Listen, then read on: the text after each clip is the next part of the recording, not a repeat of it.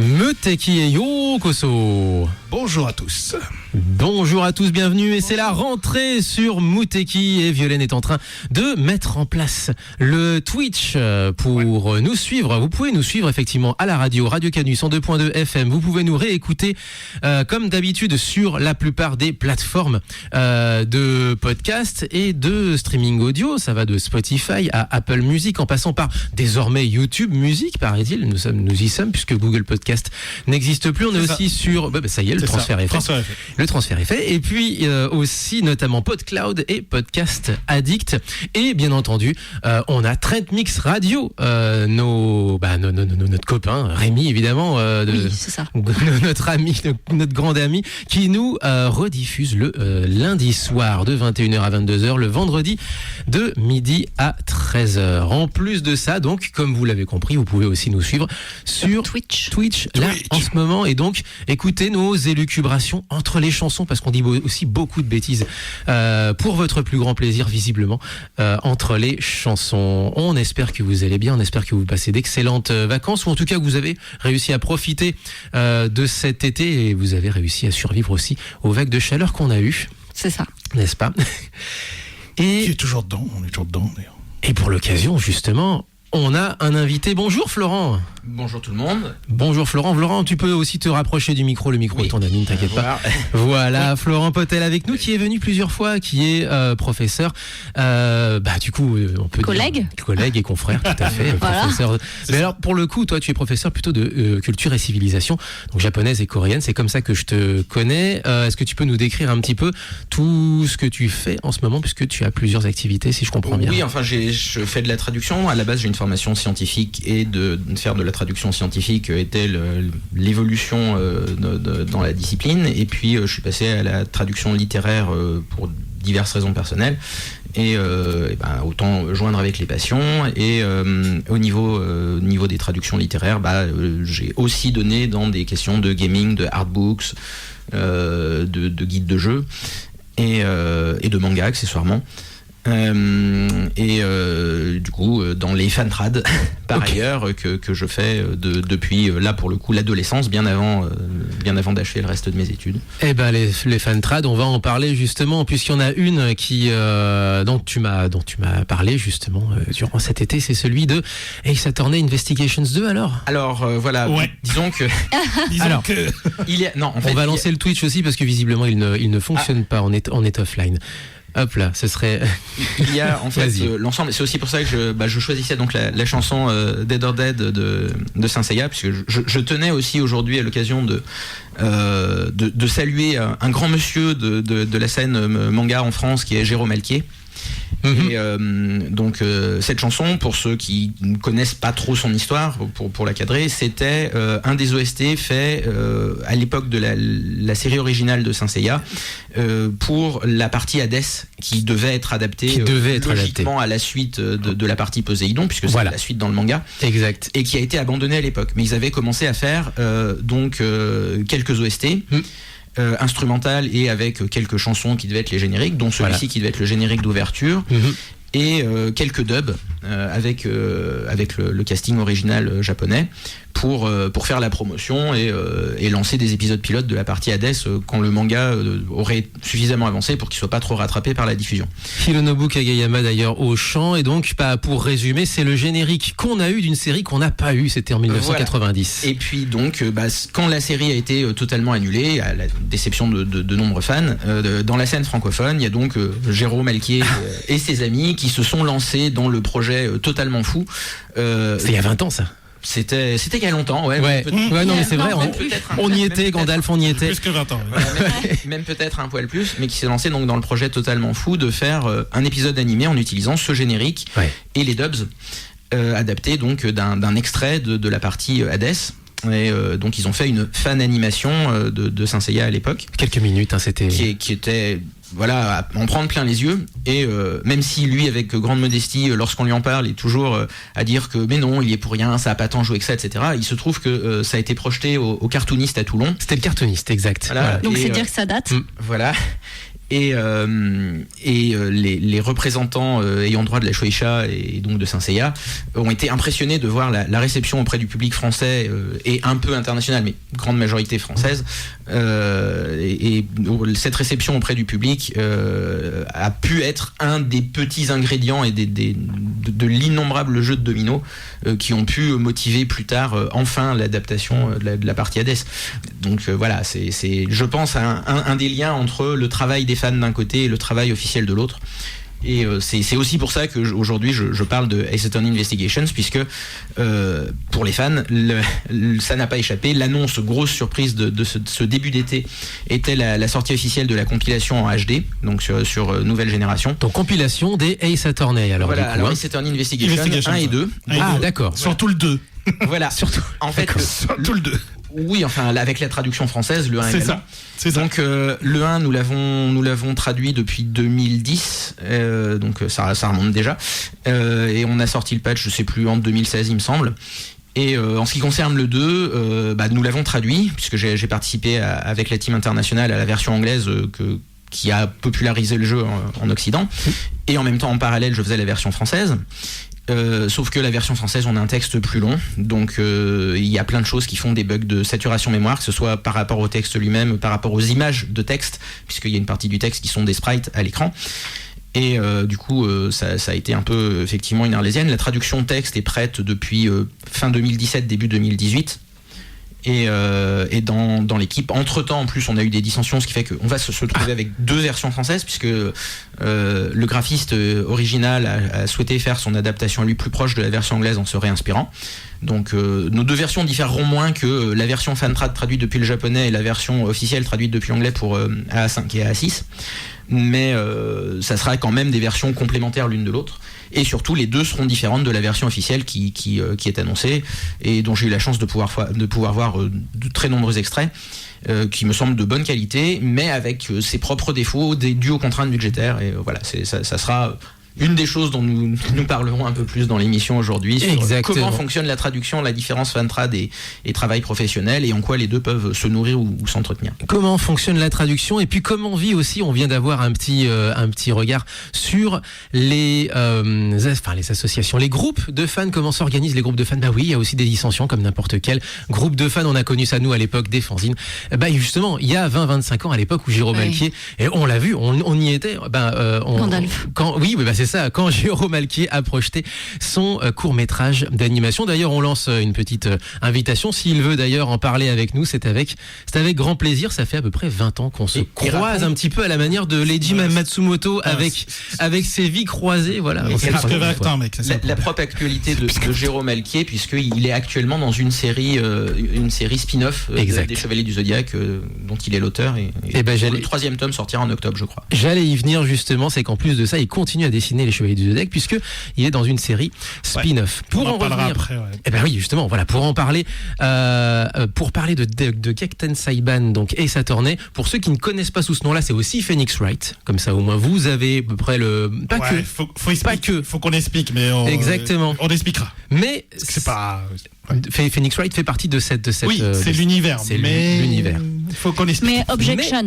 Mais objection, exactement. Ah tiens, j'ai un jingle objection, je vous le retrouverai justement pour ça. J'ai aussi d'autres jingles objections, mais pour l'instant, ce qui serait intéressant, c'est de faire une petite pause musicale autour de ça, puisque Léo, je viens de voir dans ta sélection de la semaine que tu étais venu avec un petit peu de Gekten Saiban, donc comme tu m'as prévenu, Attorney Jazz album, exactement. Bah oui, tu m'as prévenu, tu as fait, il y a Florent. Il y aura Florent, il y aura du Ace Attorney. Voilà. Attends, je te prends pas par surprise. Et version jazz, exactement. C'est très bien parce que derrière, en plus de ça, on a un peu de jazz qui nous attend.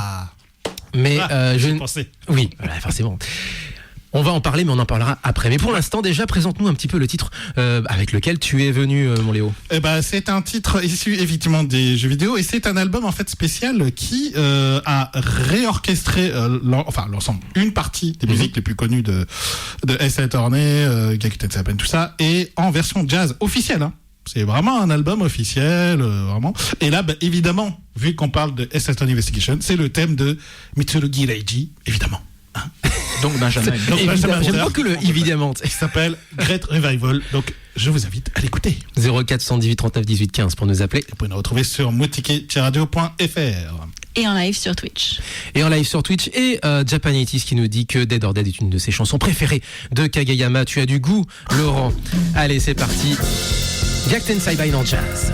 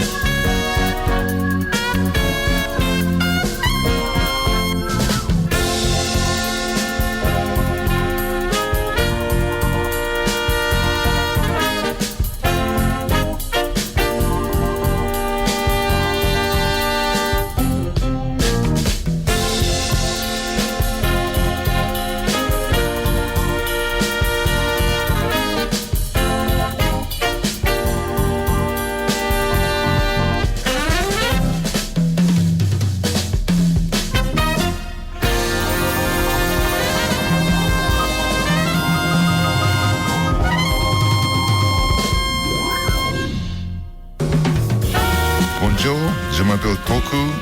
Please listen to the Muteki, and it's really fun. It's all about music. It's gonna enrich your life. Okay, see ya.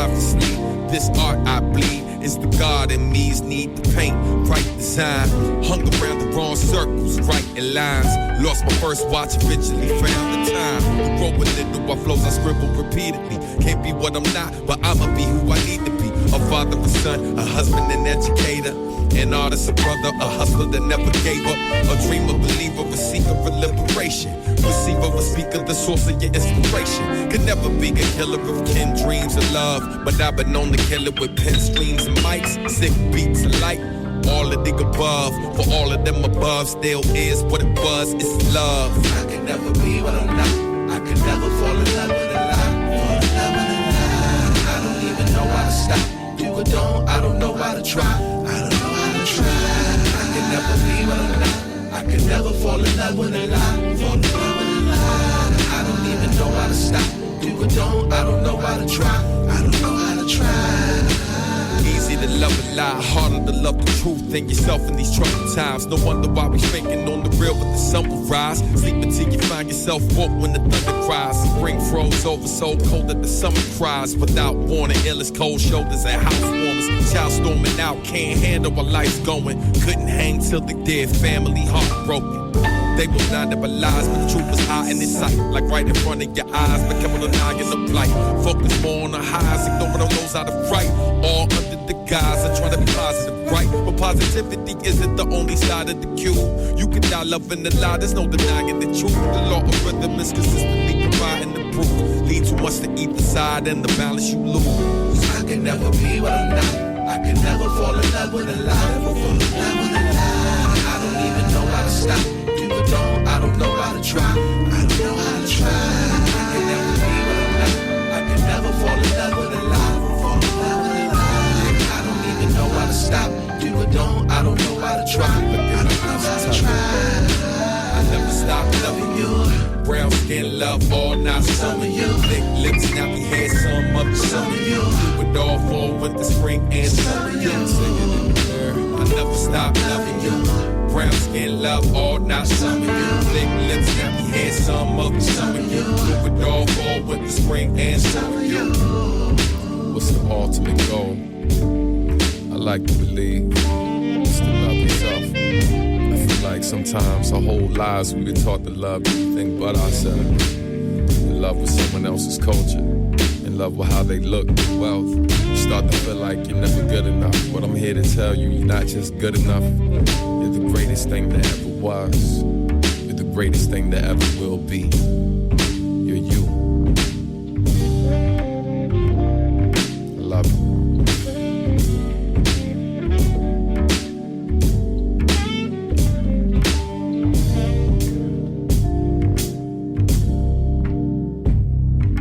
Juste à l'instant, la sélection d'Alpha, Color of Love, tiré du dernier album d'Uyama Hiroto. Uyama Hiroto, longtemps compagnon de route de Nujabes, compagnon de route aussi de pas mal de monde en ce moment. Il y a quelques années, il nous avait proposé, d'ailleurs c'était aussi Alpha qui nous avait proposé cette petite sélection, un duo avec Komachi qui était très jazzy. Komachi qui est plutôt une rappeuse mais qui chante aussi et qui d'ailleurs mélange pas mal de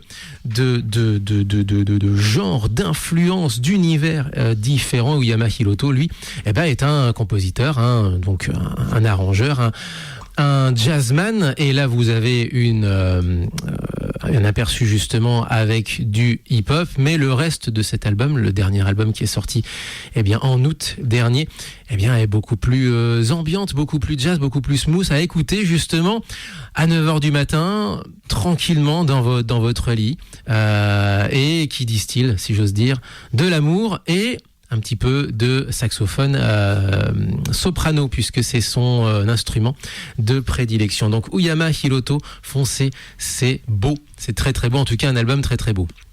Et j'en profite puisque je passais cette chanson avec le Secret Espoir qu'Alpha vienne nous rejoindre à 9h29 sur Radio Canu. On garde peut-être un petit deuxième titre s'il est là et s'il veut nous présenter justement un autre titre de ce dernier album en date qui est disponible d'ailleurs sur Bandcamp. Alpha qui, avec le Gros Tadzik, fête ses 13 ans du site Le Gros Tadzik, et il viendra le fêter dans différentes places de la région lyonnaise du 23 au 29 septembre. J'en termine avec quelques petites annonces par rapport à ça, puisque nous aussi, on a une émission spéciale, une seule émission spéciale, mais pas n'importe laquelle, puisque ce sera jeudi prochain, 5 septembre, avec un Mouteki en live hors les murs, à la FK Bar, tout simplement, dans les murs de la FK Bar. On sera dispo sur Twitch, donc rejoignez-nous en vrai, en présentiel à la FK Bar, 52 rue de l'Université, dans le 7e à Lyon. Métro Jean Masset pour ceux qui préfèrent les transports avec la reprise de la fin des vacances et la reprise scolaire. Exactement, ou venez nous rejoindre aussi sur Twitch si vous voulez papoter avec nous malgré la distance. Et en plus de ça, on a une chanteuse lyonnaise qui vient nous interpréter quelques titres en japonais, notamment son single. Elle était déjà venue, c'est Louis. Qui était venu donc déjà il y a quelques mois nous présenter justement à la fois son single et la dernière reprise en date qu'elle avait sortie sur son compte YouTube. Allez voir Louis 611 sur notamment LWI. Ah oui, LWI, voilà comment ça s'écrit, parce que Louis, bref, non, LWI, voilà, vous la trouverez plutôt sous cette orthographe-là. Avec nous sur Mouteki, et vous parliez beaucoup, vous étiez très investis dans votre discussion, Léo et Florent Potel qui est avec nous, qui est notre invité, et on était là pour parler de cette série. Alors je fais un peu volontairement le BO, enfin je faisais volontairement le BO aussi en disant Phoenix Wright, ça se limite pas à Phoenix Wright, tu l'avais dit à l'antenne, et en plus de ça tu avais parlé aussi des subtilités de traduction. On avait eu 2 émissions justement pour en parler. Est-ce que vous pouvez juste en deux petits mots résumer Phoenix Wright, qui est donc un jeu d'enquête en quelque sorte? C'est quoi du coup? C'est vraiment ça? Alors pour moi, après je donne ma définition et je vais essayer d'aller vite. Ace Attorney, parce que je vais plutôt employer ce terme parce que du coup ça permet de lier tous les jeux, c'est un visual novel interactif avec, dans Ace Attorney, les premiers, c'est vraiment 2 phases. Tu as une phase d'enquête où tu récoltes les preuves, et ensuite tu as une deuxième phase de tribunal où tu vas faire un système d'interrogatoire, enfin de témoignage, contre-interrogatoire et d'objection, c'est-à-dire de présenter des preuves pour faire avancer vers la défense de ton accusé. Tu défends ton accusé. Et du coup, ce système-là fonctionne parce que c'est l'histoire, les personnes. Enfin, moi surtout les personnages. Oui, pour moi avant tout, Ace Attorney, c'est pour ça que je parlais donc dans les subtilités de la traduction, c'est que c'est plus pour moi un roman interactif et que ça mérite l'attention culturelle, surtout en France où on est en avant la grande culture entre guillemets. C'est un roman qui mérite une traduction littéraire plus qu'une traduction telle que ça se fait justement dans le monde du jeu. Je le détaillerai, je l'ai déjà un peu évoqué précédemment, un côté presque militant de dire mais il faut reconnaître le travail des traducteurs et l'importance pour l'œuvre. Donc il y a une première trilogie avec Phoenix Wright, il y a une deuxième trilogie avec Apollo Justice qui est sortie il y a quelques mois maintenant, aujourd'hui, qui donc est jouable sur plusieurs plateformes modernes. Et la dernière duologie, on va dire ça comme ça, est autour de Benjamin Hunter, donc le procureur. Et du coup, le système de jeu change. Dans ce système-là, c'est un point and click 3e personne, parce que tout le jeu était plutôt la première personne dans la peau des personnages. Là, on est à la 3e personne. Ça ressemble un peu à Indiana Jones point and click de l'époque de LucasArts. Oui, d'accord. Ils ont mélangé les deux, puisque... Oui, parce qu'après, tu te retrouves un peu en POV aussi de temps en temps. Mais globalement, ça change quand même, puisque tu as un look and feel différent. Et tu as une phase de nouveau, tu essaies d'enquêter, de récolter des indices, je vais être plus généraliste, des indices, et à un moment, tu as des mécaniques de jeu qui te permettent de les utiliser pour confronter au personnage qui semble être le coupable, qui est parfois même clairement le coupable, mais dans lequel tu le prends. Et ensuite, on joue autour de systèmes de jeu, mais c'est toujours un roman interactif. Voilà, ça se passe en tribunal, mais ça reprend les mécaniques de jeu de base en rajoutant des nouveautés. C'est ça. Et c'est vrai que chaque jeu de la saga rajoute ses propres nouveautés. Ce qui est très drôle, c'est quand même que eux-mêmes ils se moquent ou ils transvestissent leur propre mécanique de jeu. Des fois, c'est ça qui est drôle aussi dans Ace Attorney, c'est que des fois tu fais le truc, tu fais bah bon, faut faire ça. Ah ouais, ok. Qu'est-ce qu'il a? Oui, c'est vrai que de toute façon, il y a un humour très manga dedans, fatalement. Et puis il y a le fond des jeux, c'est-à-dire que même si les scénaristes ont changé, le créateur original Shu Takumi, enfin le scénariste original, avait à cœur dans la première trilogie Phoenix de dénoncer des travers du système judiciaire japonais. Et chaque jeu a un peu sa thématique sur tel élément. Et finalement, ils ont conservé ça dans la saga. Il va y avoir des jeux qui sont plus axés sur la géopolitique du pouvoir, des jeux, et c'est notamment le cas des Investigations où on incarne un procureur, donc l'ennemi juré, le némésis de Phoenix Wright qui est Benjamin Hunter, donc personnage très populaire. Et où là, c'est plus les questions du détournement de la loi, des pièces à conviction truquée, ce qui est un peu dans la continuité des précédents jeux, mais avec des thèmes abordés un peu originaux tels que l'extraterritorialité, ce qu'on appelle la prescription des crimes. Oui. Donc il y a vraiment des thèmes qui sont plus profonds que juste le premier degré de chouette, on mène l'enquête. Donc c'est à la fois des romans interactifs, jeux vidéo policiers, qui pourront rappeler des polars plus classiques, et puis un fond philosophique un peu plus creusé que juste on gagne et on trouve le méchant. Et pour le coup, c'est les personnages qui sont vraiment pour moi le point fort principal du jeu. Après il y en a plein, mais c'est pour moi le point fort principal. Voilà. Et puis c'est une saga très riche, et ils ont réussi un truc important dans une saga, c'est qu'on peut entrer dans la saga par n'importe quel jeu, même s'il y a une vraie chronologie dedans et des suites et des personnages récurrents. On peut commencer à jouer à n'importe quel jeu. Chaque jeu raconte une histoire indépendante, mais ça prend toute son ampleur quand on connaît l'ensemble du déroulement.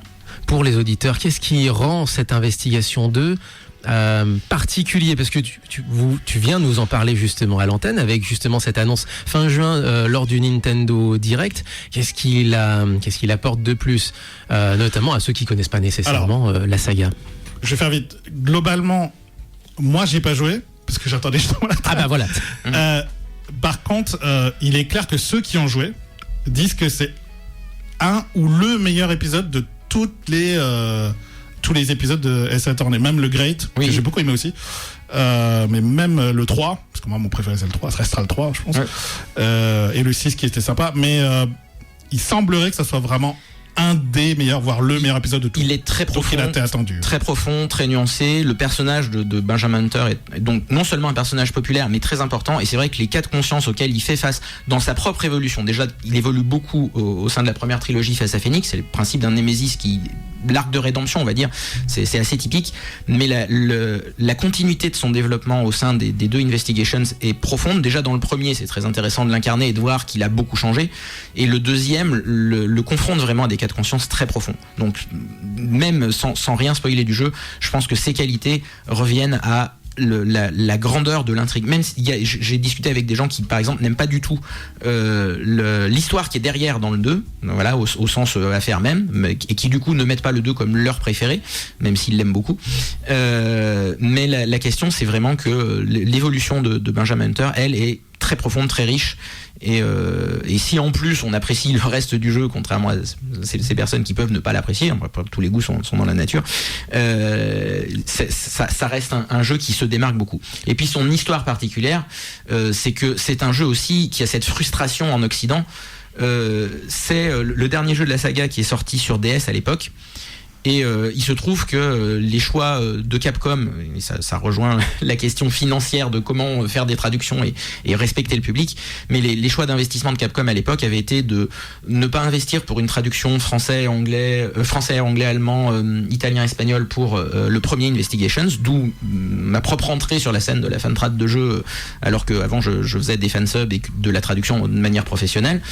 J'ai voulu faire la VF à ce moment-là parce que Capcom ne l'avait pas fait en français, Et du coup, en n'ayant pas traduit autrement qu'en anglais le premier jeu, il s'est mal vendu. Et du coup, au lieu de dire c'est peut-être parce qu'on l'a pas traduit qu'il se vend mal, ils ont dit ça se vend mal, donc on se fatigue même plus à traduire. Donc ils n'ont pas traduit hors du japonais le deuxième. Et du coup le deuxième n'est sorti qu'en japonais au Japon sur DS, une console qui effectivement ne méritait peut-être pas l'investissement, du moins du point de vue des éditeurs, parce que c'était une console en fin de vie. Et ça a été un gros travail de Funtrad pour une traduction anglaise qui a ses qualités et ses défauts. Elle aussi elle est datée par la force des choses. Et un peu le Graal des Ace Attorney, puisque c'était le dernier à ne pas être sorti hors du Japon. Alors c'est contre-intuitif ce que tu me dis, parce que moi qui enseigne aussi en partie l'histoire du jeu vidéo, je me dis que dans les années 90, effectivement, il était pas rare de voir beaucoup de ne pas voir un bon nombre de séries, notamment de jeux d'aventure ou de jeux ou de RPG ou d'enquête. D'ailleurs, il y avait toute la série des Portopies, elle a pas du tout été traduite par exemple, ou Snatcher ou d'autres choses comme ça. Donc il y avait beaucoup de séries japonaises qui ne traversaient pas les frontières du Japon. Aujourd'hui, on peut se dire dans un monde globalisé, notamment un monde du jeu vidéo entièrement globalisé, on se dit mais que en fait n'importe quelle série, n'importe quelle manière de faire de l'argent dans le monde du jeu vidéo va être surexploitée, exportée à n'importe quel public, parce qu'il faut vendre et encore vendre. Et là tu es en train de me dire que finalement ils ont regardé des tableaux, ils ont vu que les ventes étaient pas ouf. Et donc ils se sont dit on va garder cette saga là où ça se vend bêtement, donc au Japon. C'est ça ?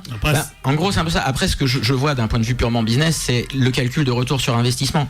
C'est-à-dire que si en sortant le jeu seulement au Japon, ils font un bénéfice de 200% de leur investissement, et que en investissant un peu plus, le bénéfice total de coût de développement plus traduction, au lieu de leur apporter un retour de 200%, fera que 150%, même si c'est une somme en valeur absolue plus grande, ça leur fera un bénéfice moindre sur l'investissement, ils préféreront investir ailleurs. Et les fans se débrouilleront. Voilà. En gros, c'est un peu ça. Oui, et puis c'était une époque encore où les éditeurs japonais n'avaient pas encore visibilité du succès que ça pouvait avoir en Occident. Voilà. Faut être très clair, c'est vraiment, alors je dirais récent que les éditeurs japonais commencent à voir l'intérêt énorme de l'Occident. Je pense qu'un des gros jeux qui a fait prendre conscience à l'industrie, alors je parle de JRPG, visual novel, tout ça, c'est Persona 5. Oui, et puis simplement le premier globalisé. Les Layton, je pense que les Layton ont un peu contribué à montrer qu'il y a un public pour les traductions. C'est vrai, bon, mais comme Layton, ça reste comme de niche, alors que Persona 5, c'est vraiment... Oui, c'est sûr. Là, ça a explosé partout. Et je pense qu'il y a une autre évolution. D'ailleurs, on le voit dans l'adaptation, là pour le coup exclusive à la Switch chez Nintendo, des Famicom Detective Club, où ils se sont rendus compte donc que ces jeux pouvaient marcher. Il y a une évolution de l'appétence du public pour ce genre de jeux, où ils se disent ok, on va les traduire, puisqu'ils étaient restés non traduits ou fantrad depuis la NES. C'est quand même, ça remonte. Non. Et puis la deuxième chose, et là c'est le cas pour les rééditions HD, notamment pour la saga Ace Attorney, c'est le fait que c'est pas exclusif à une plateforme, parce que malgré le succès de la DS, qui a été une console prodigieuse et qui a apporté beaucoup de choses et conquis un nouveau public qui n'était pas joueur de jeux vidéo, notamment avec des visual novels et des point and click, faut se rendre compte que là on se retrouve avec quelque chose qui certes reste chez Nintendo avec la Switch, mais qui est sorti également sur autres supports, notamment Steam qui fait quand même son succès, Xbox probablement, même si je suis pas sûr pour tous les opus, et PS4. D'ailleurs en France on aura une sortie PS4 matérielle, qui là aussi est une manière pour Capcom de prendre la température. C'est un peu étonnant qu'ils aient choisi la PS4. Tu veux dire physique ? Oui, une sortie physique. Parce que c'est vrai qu'il y a beaucoup de jeux maintenant qui sont en démat, et ça, je trouve ça dommage. C'est dommage. Pour les collections. Collector seulement. Alors oui, pour le coup, là on est d'accord. J'en profite pour faire un gros bisou effectivement à Felonia qui nous dit bonjour sur le chat, et à Mickey Guevara qui nous dit cette chose-là. Voilà, qui nous dit objection sur le chat. Je l'ai vu. Ça, tu l'as vu. Ok, c'est très bien. Peut-être, alors, on va profiter de cette objection pour passer peut-être ta sélection, mon Léo, ta devinette. Excuse-moi. Et ensuite, j'ai une dernière question aussi par rapport à ça et par rapport aux conditions, encore une fois, aux conditions de travail que vous avez eues. Mais ta devinette, puisque tu es un coquin, mon Léo, eh bien, tu l'as caché. Peut-être je le cache, comme ça tu peux jouer. Comme ça, je ne sais pas ce que c'est, donc je ne sais pas ce que je lance. Donc c'est un ending d'un animé donc sorti en France. Oh là là. Et d'ailleurs, à partir de... On en parlera, mais pour... années 80 70 ouais, 80 90 80 80 au Japon, 90 en France, je pense. Et donc voilà, donc c'est totalement à l'aveugle. C'est super connu. Devinez. Et surtout, durant cette nouvelle saison de Muteki, on fera un peu de variété sur cette devinette, mais je vous en dis pas plus. Et sur le chat, vous pouvez jouer aussi. Alors, juste pour les règles du jeu, on va changer un peu. Et ben voilà, voilà. Alors, le premier qui trouve l'animé, parce que comme c'est sorti en France, vous pouvez trouver l'animé, c'est 1 point. Si vous trouvez l'interprète, c'est 2 points. Si vous trouvez le titre, c'est 3 points. Ah mais là, tu vas compter les points maintenant. 2 points, pardon. Et Ok. T'as une feuille là parce que. J'ai quoi à écrire, t'inquiète. Ok. Et ben. Et on a le droit de mettre un malus à Japan 80s tout de suite. Non, alors, elle va pas déconner non plus. Parce qu'il y a des choses, à mon avis, qu'il ne connaîtra peut-être, ou dont il ne se Après, souviendra si Shazam, pas. c'est plus facile. Voilà. Oui, après, bon, Shazamé, c'est encore autre chose, mais. Ouais, mais je non, compte sur c'est pas cool. Non, je mais- compte sur la probité de nos auditeurs. On rappelle, titre surprise, générique, donc, de fin d'un animé que vous avez connu en France, mais c'est la version japonaise. Attention, c'est parti. Sur Muteki, on est ensemble jusqu'à 10h. On est encore là pour un petit quart d'heure avec Florent Potel en invité.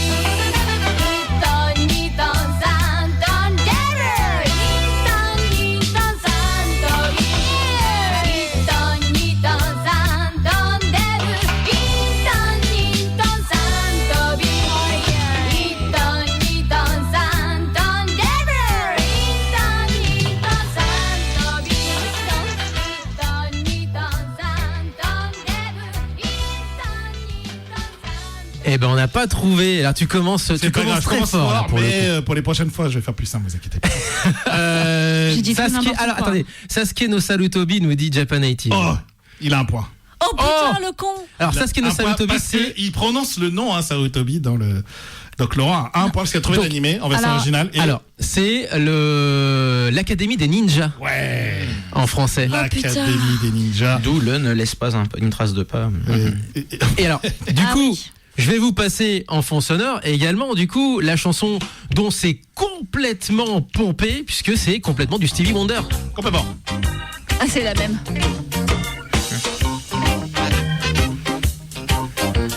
Ta ta ta ta. Et donc c'est interprété par Mayumi Tanaka et le titre c'est Ninbuta Reggae. Reggae. Du reggae. Il me le faut pour la playlist du On l'a pas, lundi. celui-là. On a une playlist sur la web radio de Muteki le lundi de 10h à 11h qui s'appelle Sunshine, dans laquelle on passe tous les titres qui sont positifs, qui sont exotiques, qui sont reggae. Moi, j'avais ramené en fait de Osaka notamment des compiles de reggae, et ça peut toujours être intéressant à mon avis, ce genre de. Non, mais celui-là était absolument incroyable. Quand j'ai trouvé, c'était n'importe quoi. Voilà. Ok. J'ai fait, il faut que je passe. C'est clair. Ah oui, c'est fort quand même pour commencer l'année. Celui-là, il était pas mal. Il était costaud, j'avoue. Mais le dauphin, j'étais contente de moi. Oui, effectivement. Ouais, quand je vous t'étais sur bonne voie. Ouais, j'étais pas trop loin. On n'était pas loin. On continue notre discussion avec Florent Potel avec nous, qui est notre invité autour justement de cette annonce fin juin de Ace Attorney Investigations 2, et donc avec la traduction qui va avec. Est-ce que en termes de conditions de travail, est-ce que vous avez eu plus de difficultés que d'autres épisodes de la saga? Est-ce que vous avez rencontré davantage de difficultés? Alors, comme je disais, au niveau de la fan trad, nous on a surtout rencontré des difficultés techniques sur la version française, puisque volume du texte, que ça soit le texte français directement, le texte codé comme du texte, ou que ça soit le texte sur les images de sprite qui prennent de la mémoire sur la console et qui poussent vraiment la console dans ses derniers retranchements. Donc là, c'est les programmeurs successifs qui sont succédés, le programmeur actuel qui se bat pour faire tenir ce qui est nécessaire pour que le jeu ait une qualité propre. Sinon, les conditions de travail, clairement, en fait, ce qui va différencier là notre équipe de fantrad du travail professionnel, c'est qu'on a la chance de pouvoir peaufiner le jeu à la fois en tant que fan qui avons un recul et une connaissance de toute la saga, et surtout une bonne connaissance de l'ensemble de l'épisode. Et c'est là-dessus que je dis que la traduction de jeux vidéo, en particulier de romans interactifs comme celui-ci, mériterait une approche similaire à la traduction de romans et de la traduction littéraire.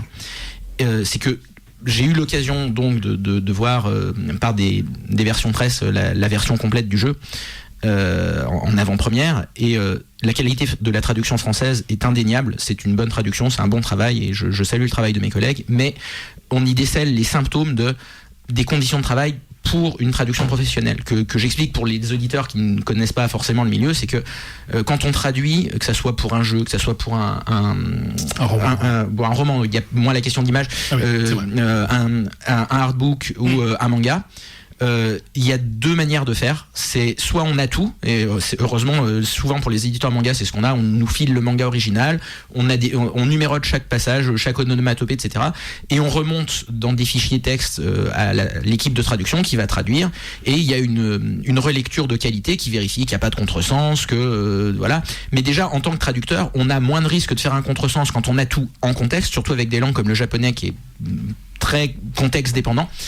Où on peut arriver à faire des purs contresens. D'ailleurs, moi-même dans les brouillons de traduction que j'avais faites pour certaines illustrations que à l'époque j'avais hors contexte, puisqu'on ne savait pas dans quel moment du jeu ils étaient, on n'avait pas encore fait le playtest, il y a des choses où j'ai fait des contresens, puisque comme le sujet en japonais n'est pas exprimé, on ne va pas rentrer dans le détail de grammaire, mais ça peut être ne pensez-vous pas ça, mais ça peut être est-ce que je ne me pose cette question, puisque si on formule pas le sujet, la même question peut concerner deux sujets différents, il faut voir en contexte à qui on la pose, ou si on se la pose à soi-même, ou si c'est une question rhétorique.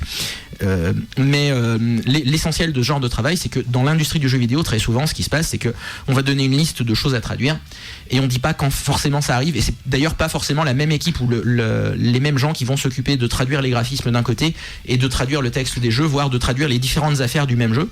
Donc chaque traduction de chaque dialogue est correcte en soi et très propre, mais par contre il peut y avoir certaines nuances de caractérisation des personnages qui sont différentes, et notamment pour des personnages si riches qu'ils s'inscrivent, là c'est quand même dans l'ordre chronologique le 6e jeu sorti d'une grande saga, même si c'est le 8e total vu qu'il y en a 6 dans le principe officiel et que c'est le deuxième spin-off.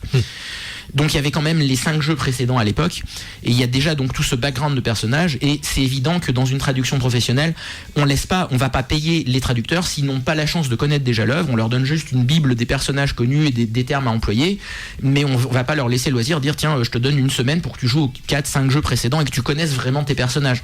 Donc de ce point de vue là, ça peut changer quelques nuances, et si ces nuances ne sont pas transmises, ça peut changer la façon dont c'est perçu par le joueur. Et le deuxième point, c'est les illustrations traduites hors contexte, et ça c'est un vrai souci.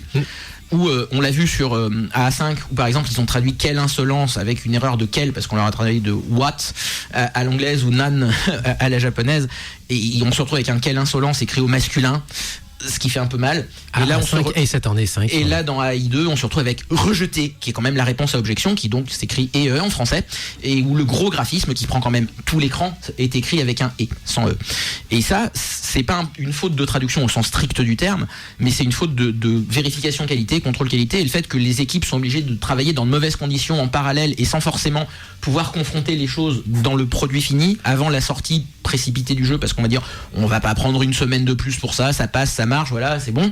Et ça peut jouer sur certains trucs où là, nous, en Fantrad, on a eu la chance de peaufiner certaines choses différemment, dont un retour qui fait très chaud au cœur sur le forum, où un fan a dit que notre version sur la démo de la première affaire de AI1 lui semble plus chaleureuse, plus touchante, plus authentique par rapport à la caractérisation des personnages. Et c'est un peu lié au fait que du coup, oui, on a travaillé en prenant plus de temps et d'efforts que ce que peut se permettre une traduction professionnelle avec les contraintes budgétaires d'une sortie destinée à un marché. Parce que je sais que dans les versions, les formats papier, donc tout ce qui va être livre, manga, tout ça, il y a des relectures. Ça n'existe pas pour le jeu vidéo ? Si, il y a des relectures, mais le temps de faire une relecture et l'investissement qu'on peut faire, là dans le jeu vidéo, la relecture, elle va se faire sur le texte. Mais justement, tester en jeu des choses comme des illustrations, des graphismes qui soient cohérents avec le texte ou pas, c'est pas juste une relecture, c'est des testeurs. Et pour tester des jeux, on va juste payer des testeurs qui défilent en appuyant sur les options automatiques et qui vérifient qu'il n'y a pas de bug.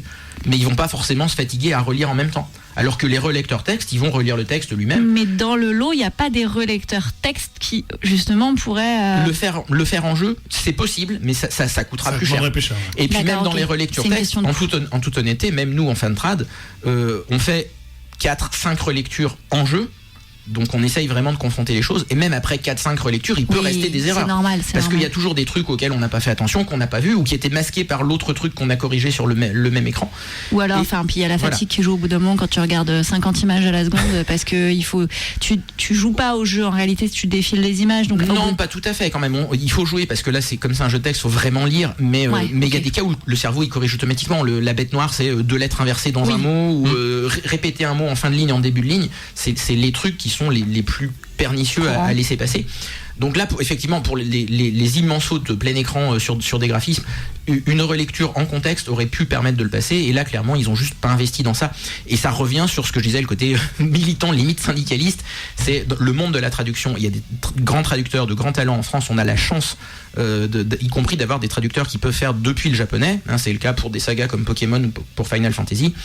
Et c'est vrai que ce que j'espère pour les futurs opus de la saga Ace Attorney, c'est qu'ils ne passeront pas par la traduction intermédiaire en anglais, qu'ils traduiront directement depuis le japonais avec des bonnes équipes de talent, mais qu'en plus on accorde l'importance culturelle à une traduction soignée et peaufinée, pour que des traducteurs qui, certes talentueux, donneront un jeu qui est bon. Et comme je disais, la version française officielle est très bonne, même s'il y a des choix de traduction qui sont différents, et que là c'est des questions de goût subjectif par rapport à ma version par exemple. Mais c'est une traduction bonne et honorable, et inversement on pourra critiquer la mienne pour d'autres choix qui ne sont pas forcément au goût de certaines personnes. Je pense que mais ce qui leur manque, c'est de faire une traduction dans des bonnes conditions pour un très bon artisan avec de trop peu de temps ou trop peu d'investissement, il pourra pas donner 100% de la qualité de son travail. C'est ce que tu nous disais la dernière fois, entre la traduction de la version japonaise directement à la française et en passant par intermédiaire type anglais, c'est que des fois il y a des jeux de mots qui existent en japonais qu'on traduit pas forcément super bien en anglais, et que du coup on perd en français quand on passe par la version. Non, c'est même pire que ça, c'est que les Anglais ils ont même la philosophie de réécrire. Donc avoir une d'adaptation, même quand c'est fidèle, ça peut perdre des trucs en route, et c'est toujours préférable de passer directement de la version originale. Mais en plus, entre les premiers jeux sur DS et les jeux modernes, le monde anglo-saxon a maintenant pris parti de pas seulement adapter, mais carrément réécrire des passages. D'accord. Et du coup, si on traduit depuis la version anglaise, et fidèlement depuis la version anglaise, on se retrouve à avoir des gros changements, parce qu'en français on va être fidèle à une version qui n'est pas la même que la version originale japonaise. Mais ça concerne pas AI, puisque là, comme il n'y avait pas de version anglaise officielle, ils ont fait effectivement une traduction depuis le japonais. Et là, ça explique aussi pourquoi elle est de si bonne qualité. Et par contre, comme on voit, c'est les seuls défauts du manque d'accorder le temps de faire une traduction littéraire. C'est notre problème aussi. C'est notre problème aussi. Il est déjà 57 et on va déjà devoir bientôt rendre l'antenne. On en parlera des conditions de développement, parce que dans l'industrie jeux vidéo, ça commence à devenir problématique. Si tu es d'accord, on pourrait faire un live sur Twitch hors émission pour discuter de ça. Si je trouve l'occasion et le temps, c'est très volontiers. Comme toujours. Puis on le fera en direct de l'école, comme ça au moins ça fera corporate. Bref, allez. Mais bon, si on peut faire de la pub, nous ne sommes pas employés. Attention, je le dis bien. Si on peut faire de la pub, tant mieux. Hein. Allez, on va se. Alors, avant de se quitter, est-ce que tu as peut-être une news ou deux, peut-être Léo, parce que. Là, on n'a pas le temps. Alors, on n'aura pas le temps. Non, mais je peux faire très vite. Mais bon, j'en parle d'une et je ferai les autres plus tard. Ça marche. Juste, toujours la star Shohei Ohtani de baseball, MLB. Il est rentré dans un club très fermé. Alors pour ceux qui connaissent le baseball, c'est le club des 40-40. Donc c'est 40 home runs, 40 bases volées. Ce qui est le 6e joueur de tous les temps à le faire. Ce qui est quand même déjà énorme. Et ah ouais, quand même. 6e, ouais. Et il est le plus rapide à l'avoir atteint. En termes de temps. Depuis 1870. C'est ça. Et donc, il a atteint les 40-40 très vite. Et surtout, c'est dans une saison, je vous rappelle. En une seule saison. En une seule saison. On se quitte avec le retour de... Regarde qui vient d'arriver. Regarde qui vient d'arriver à 9h58.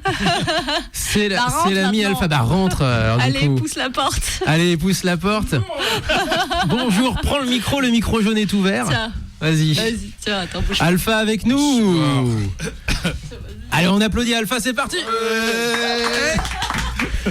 Alors on va improviser. J'étais parti sur complètement autre chose, mais justement, on va rappeler Alpha LGTDZ, les 13 ans du Gros Tadzik. Tout à fait. Ce sera du 23 au 29 septembre. À plein d'endroits de Lyon, alors. Exactement, plein d'endroits de Lyon, de la Gouverie, l'ambassade, pas mal de choses, ainsi que le Mob Hotel et d'autres surprises que l'on vous prépare. Et parmi le line-up, on a un beatmaker japonais qui s'appelle Ana Musica qui sera là le dimanche, et aussi pas mal de trucs, parce que hier on était à l'AFK, donc on avait fait une grosse émission, et pendant cette émission et on sera jeudi en plus, nous de notre côté. Exactement. Et donc du coup pendant cette émission on avait envoyé quelques messages à des petits copains internationaux qui ont répondu par la positive, donc voilà, ça va aussi être des choses qui vont être remises sur les réseaux.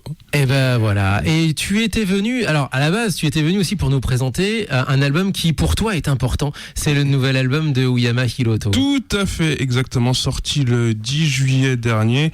Et donc voilà, comme à son accoutumée, sans faire de promo préalable, donc voilà, il sort son album une fois tous les 9 ans. Et... C'est vrai. Parce que pendant 9 ans, il reste pas inactif parce qu'il accompagne beaucoup de monde. On avait parlé notamment de Komachi. Mais alors du coup là c'est lui, c'est vraiment son projet. Et après quelque part il l'a teasé indirectement à travers toutes ces petites vidéos où tu le vois faire de la musique. En fait c'était un peu lui qui était en train de construire son projet, mais c'est le reflet d'une philosophie. C'est ça doit sortir quand ça doit sortir. C'est ça. Il a dû se dire c'est le moment. Allez. Voilà. J'ai 4 coups de cœur de cet album. J'ai sorti 4 coups de cœur. Il y en a un qu'on a déjà passé qui est Color of Love avec J Soul et Substantial. J'ai oublié de le dire parce qu'il y a du coup il y a des MC, donc autant les citer également. Mais il y en a 3 autres qui sont très belles. Et à mon avis, pour terminer l'émission, c'est très bien. C'est Shade of Blue, Moonglow et I Don't Wanna Say Goodbye. Le titre est parfait. Et le dernier est parfait. Allez, je ne veux pas dire au revoir. Ça tombe bien parce que du coup, alors là, si tu arrives, on est parti pour une nouvelle heure de discussion autour du groove et du son rond japonais. En tout cas, ça fait plaisir de retrouver les studios de Canu. Et donc voilà, cette chaleur. Et hier, tu nous avais... Dans tous les sens du terme. Est-ce qu'il fait chaud ? Tu nous avais annoncé en plus le retour d'une ancienne émission de Canu qui revient, l'émission de Ben en plus. Exactement, bon, qui sera pas... Enfin, c'est une émission qui était sur Canu, mais je sais pas si elle se fera sur Canu, mais en tout cas, voilà, c'était une émission qui est officiée entre 2006 et 2014. Mais qui sera sur LGTDZ. Et qui sera sur LGTDZ, exactement. Voilà. Donc, on a l'émission Keep On, qui était une émission hip-hop aussi centrale de cette époque. Et donc, pour célébrer un peu toute cette ère cet entourage. Donc Ben, l'animateur, nous propose de faire une émission Keep-On, donc le mercredi 25 en before de notre soirée à l'ambassade. Yes. Et du coup, c'est du 23 au 29, on disait, avec tout le programme sur, j'imagine, lggdz.com. Voilà. Donc voilà, c'est un peu mes chantiers du jour. Là. J'imagine en plus. Et nous, ce sera le 5 septembre, donc ce jeudi qui vient, avec Louis en showcase, donc pour quelques morceaux. Donc ce sera aussi du côté de l'AFK Bar. I Don't Wanna Say Goodbye, l'a bien nommé effectivement, pour se quitter, tiré du tout dernier album de Uyama Hiroto, dont on disait qu'il était dispo. On écoute tranquillou sur Bandcamp. Bandcamp, Prof Recordings en physique, digital. Voilà. Merci beaucoup Alpha de t'être déplacé pour le coup, c'est adorable. Merci Florent. Merci pour l'invitation. Merci Florent. Et on va se quitter donc avec ça. Portez-vous bien, vive le son japonais. Jamatane, à la semaine prochaine. Jamatane. Salut.